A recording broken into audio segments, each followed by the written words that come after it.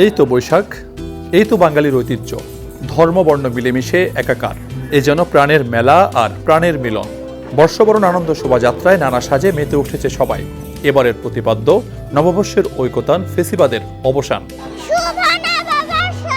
বৈশাখ মানে আমার কাছে অনেক আনন্দ, ফ্যামিলি সবার সাথে বের হয়েছি, অনেক ভালো লাগতেছে। বাঙালি সংস্কৃতি, আমাদের যে সম্প্রীতি, আমাদের যে ঐতিহ্য আছে, এটি মূলত সন্তানদেরকে জানানোর জন্য সবাই মিলে একটু আসলাম। বৈশাখ মানে নতুন উদ্দীপনা, নতুন বছর, নতুন আশার আলো। পয়লা বৈশাখ বাঙালির ঐতিহ্য এবং বাঙালির একটি সেরা দিন।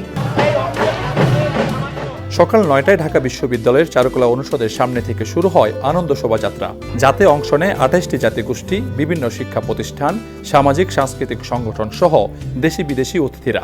আজকে রাষ্ট্রীয় পৃষ্ঠপোষকতায় সকলকে নিয়ে আসা হয়েছে, কিন্তু আমরা চাই যে এমন একটা দিন আসুক যখন আমাদের অধিকার নিশ্চিত করা হবে, আমরা যেন স্বতঃস্ফূর্তভাবে শরিক হতে পারি। সবাইকে very beautiful celebration, very colorful. It's always a pleasure to be here. Okay, শুভ নববর্ষ again. Thank you. সকল ধর্ম, সকল মত, সকল ভেদ কে উপেক্ষা করে আমরা একত্রিত হওয়ার সুযোগ পাই। দুপাশে কঠোর নিরাপত্তায় বেষ্টিত ছিল পুরো যাত্রা। আনন্দের এই শোভাযাত্রা হবে স্বাভাবিক। নারী পুরুষের লাল সাদা পোশাক যেন শব্দ করে বলছিল, এসো হে বৈশাখ, এসো এসো। সবার প্রত্যাশা, সংখ্যা ও ভয় কাটিয়ে নতুন দেশ গড়ার। আমাদের আকাঙ্ক্ষা এবং আশার জায়গা থাকবে যে আমরা আজকে নববর্ষে আনন্দ শোভাযাত্রায় যেমন প্রত্যেকটি স্তরের জনগণ একত্রিত হয়ে আমরা শোভাযাত্রায় অংশগ্রহণ করেছি, তেমনি আমরা দেশের আগামীর দিনগুলোতে প্রত্যেকের কাঁধে হাত রেখে প্রত্যেকটি স্তরের মানুষ একত্রিত হয়ে আমরা দেশকে চালিয়ে নিয়ে যাব। কোনোভাবেই যেন আর কোনো ফ্যাসিবাদ বাংলাদেশে না তৈরি হয়, কোনো রাজনীতিযুক্ত ঝামেলা না থাকুক, একটা শান্তি শৃঙ্খলা বজায় থাকুক, সবসময় কোনো দুর্নীতি না হোক।